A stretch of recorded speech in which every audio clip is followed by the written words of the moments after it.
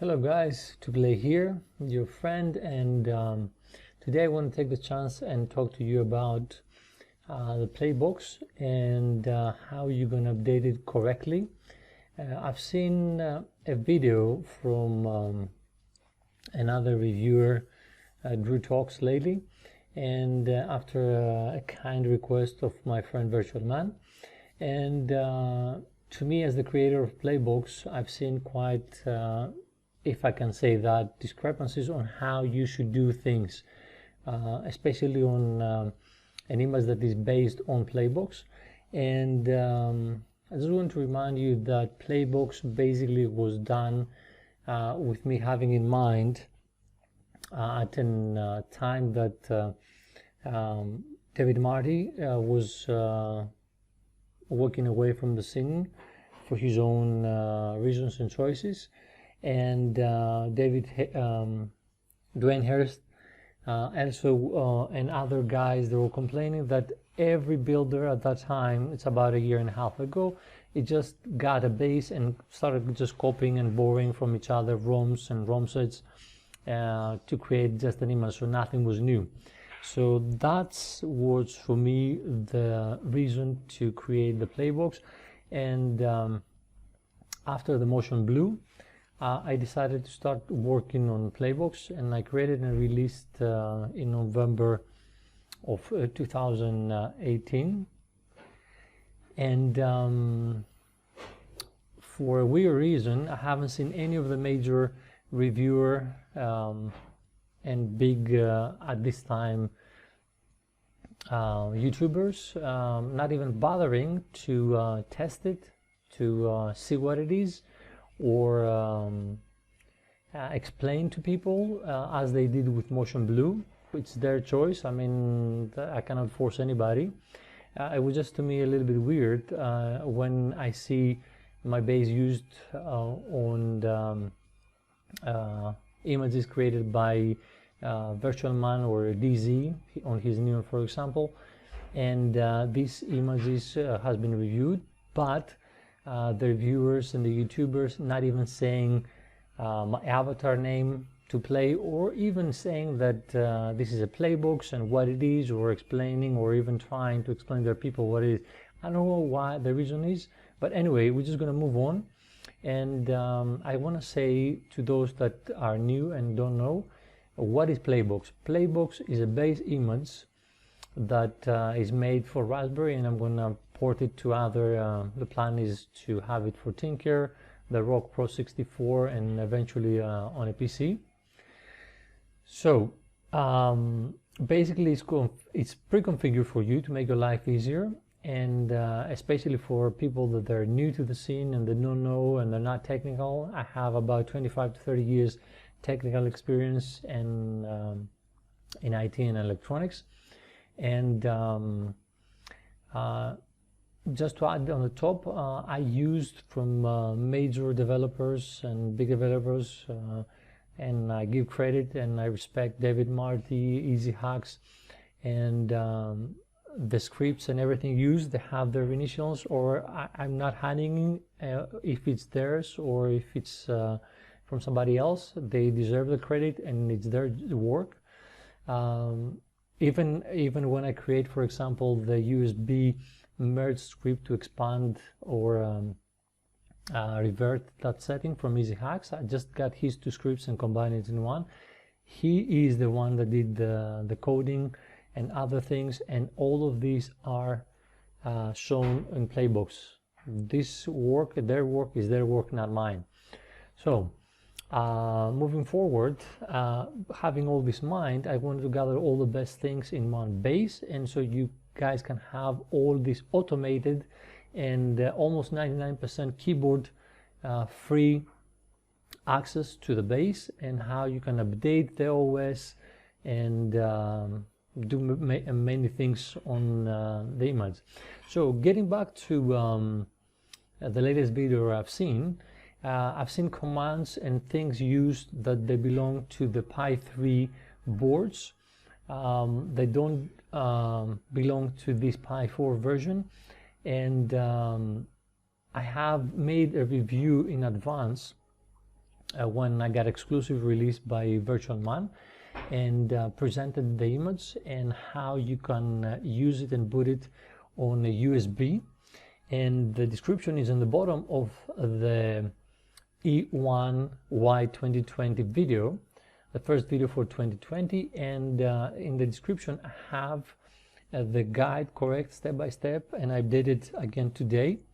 And the reason I want to say that, because people might question why you use to play this fstab, why do I have to do it? The image boots fine with the use of only changing the CMD line on the SD card by just putting the SDA 2. So you can point that the rootfs partition is on the SD card. The reason the fstab, for those that they don't know what is fstab, for those of you that don't know or are not aware, is the file system table. It's how you say to the file system which partition to auto mount and for what purpose. And if you go and open up your fstab, you're going to see there's two partitions, the boot partition and the X4, which is the rootfs partition. And basically this one tells that the default one, the way it's set, because it's meant to be booting from the SD card when you burn it. But in our case, when you use the USB to boot it, that's why you have to change it. Since we have all the boot files on the SD card, the fstab needs to be changed to point that and tell the operating system that to mount and use the boot partition on the SD card rather the USB. The CMD line tells that the rootfs partition is on the USB. That's why we put the SDA2 there. But when, and that's the main reason, so when you run an update to update the kernel or the firmware, this information are stored on the boot partition. So if you were using the SD card to boot the image from the SD card and you do an update, this won't go to the correct booting partition, which is the SD card. And that's the reason we have to say to the fstab, the file system table, that hey, you need to use the boot partition on the SD card and not on the USB to boot. And so when we update this information will go there and will be used the next time we boot. Now, if and when the correct and the newest USB enabled, yes, the new firmware that will support USB direct boot in the future, then the only thing we need to do, we'll go back to the fstab and we just remove the commented out line. There's only one. So basically we won't use the SD card, and anything will boot fine from the USB directly, and then you just run the update. And something that I mentioned many times, the RPi update is used for updating the kernel and firmware on the Pi3 boards. For the Pi4 we use a new command, and this is already integrated and on PlayBox when I did the base, and now the latest buster already integrates this command, and I'm going to tell you right away. And I've already integrated this in the history, the bus history, for you to find it easy. And this is the sudo rpi-eprom-update, and this command is the new firmware update command that would check and update if needed manually. But this is now in every boot, it will be checked by the OS. And as I said, this is integrated now on the buster, the latest buster, and on the PlayBox that is used by VirtualMan for the 512, it's already integrated and boots automatically. It's been checked and updated as needed at the boot process. So there's nothing to be done for this, nothing we need to worry about. So now let's go and check that, now that I explained why I have this extra step on the update, and that's why I kindly request, you guys check and use the correct process to boot from the USB. And another reason, you don't have to put any of these extra command lines in commands in the or options in the cmdline.txt, because all the hidden and everything stuff are already integrated in the main command line that you copy over from the SD, from the USB boot partition to the SD card boot partition. And the only one I advised, and I updated VirtualMan, that when it boots you see a blinking cursor on the top. That's the other thing we can do. Now the command that I've seen on the video that I've been talking about is mentioning about you adding this UID thing. This UID is not needed at all. This is something that is part of the script which is integrated in the PlayBox, and this is the ZenMo controller.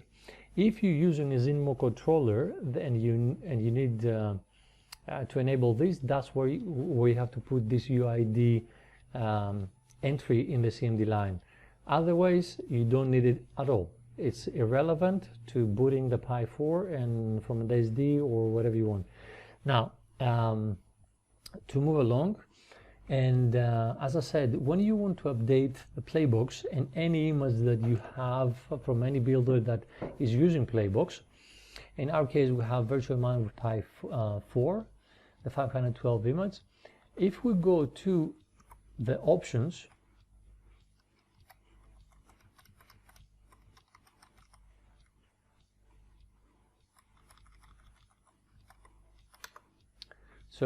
and we'll go down, you have the PlayBox Toolkit. Now the PlayBox Toolkit has specific commands that, as I said, you don't have to type anything. There's no need to update anything by typing commands. That's the reason I made PlayBox. So if we go and start PlayBox, I know I've done previous videos when I initially released and explained the PlayBox, but so we go, press enter, and you can start the toolkit from the command line. And the new way to invoke the PlayBox from the CLI, after you press F4 you go to the command line, you just press 2P and the tab key, and it will just fill in the rest for you. So we get to the same point. Now, something I said in the past, you have these ones that say only from CLI. These specific options, it's best to run it from CLI so you can have the best results and avoid any mix-up. You can run them from here, but as I said, I don't want to create problems for you guys, and that's the reason I say do that from here. Now, in the video you've seen, you said that you have to run number one and then you run the region. You run number one option only if you updated from the packages the RetroPie menu. If you didn't update it, there's no need to do this. If you updated the project, Bezier project, if you updated the Hershey randomizer, then run it so you can fix and put everything where they're supposed to be. Now, if you update ROMs and you do changes, usually the emulation station will just sort all the systems in alphanumeric order. So this is why you have to go to number 2, and then you select the US region that VirtualMan is using, and you're going to get everything as he intended for you to have. Now for the rest, if he updates all the rest regions, then you're going to have everything. So I'm not aware, and I haven't checked if Naomi and the rest new systems are updated in the other regions, but I suggest use his US region, and so you can have everything as he created it for you. Now let's go back to updating. Instead of you typing these long commands that you've been advised and all this stuff, you don't have to do that. I'm going to show you something. In option 16 you can see the operating system version, and it says that it's Linux, PlayBox 4 is the host name, it's the kernel for 1997, and it's Raspbian 10 Buster. So if we go, you can have the partitions and the space info. You can see the free memory system free memory info, and then we go to, now we have the option, you have the system update. So if you want to update your PlayBox, you don't have to type, as I said, anything. You just go here, and this command will run about 4 sub commands. The one is to update the system. The second one is to do a full upgrade of the whole system. Then the other 2 is to clean and auto remove unwanted or dependencies and packages that is no longer needed.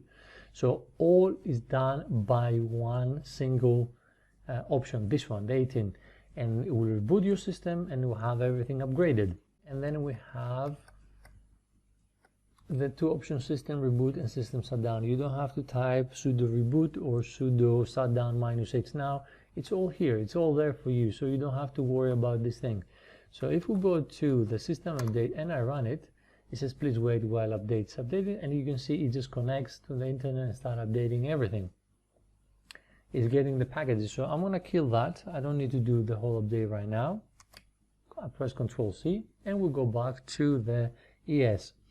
So this one is the update script that VirtualMan created, and basically it's post fixes that it doesn't include any ROMs or anything, so it's all simple tweaks and fixes that he applied after the image was released. And this is an easy way for you to get these updates from the GitHub and to have all set for you automatically. That's another automatic update, as we said. So we cleared up that how you update the firmware. You don't have to do anything. It updates automatically on this image and any buster, latest buster, because it's integrated. This the Pi from update. Now to update the system, you use the PlayBox toolkit from here. Yes, you can run that update from here. It doesn't affect the ES or anything. It just updates the system, and it will reboot, and it will take you back here to the emulation station. Now I'm going to press F4. I'm going to go and exit. So here I press 2P as you've been told and tab, and you get again the toolkit. So I'm going to start it. It takes us through here, and we can go and do the same thing again. You can go to system update, we'll run it, and it will do the same thing. We'll connect and get the packages that are needed, and we'll update and clean up your system. So I'm going to kill it again. We don't need to do that. I'm going to press up arrow so we can get the last command, so we don't have to type it, and we can go and see the rest. So after you update, you can go again to the show OS version and see. I'm going to go exit, and I'm going to show you something. I'm going to just type clear, so we can clear the screen. And if I press the arrow, you can go all the way to the top. This one has many commands because I've been doing things. So if we go here, you can find automatically for you the, I guess, the most common commands that you might need to type. So this is, you can start the RetroPie setup from here, from the command, without you typing it. It's in the history. Now we have the EEPROM update. So I'm going to run it so you can see that it's updated, and it will actually, what it does, it will check if you have the latest one or not, and if needed, it will update it. So I'm going to run it, and it says the BCM2711 detected. It says that the bootloader is up to date. The current one is the one that you see, and then the latest one is again that version, and it says VL8005 is up to date. The current we have is the 0000137AD, and the latest one is exactly the same, so it doesn't need to be updated. So I'm going to go again up to the history, and we have we'll have it should be the emulation station to start it again, and other things that you might need. So I'm going to start the emulation station. We'll go back in.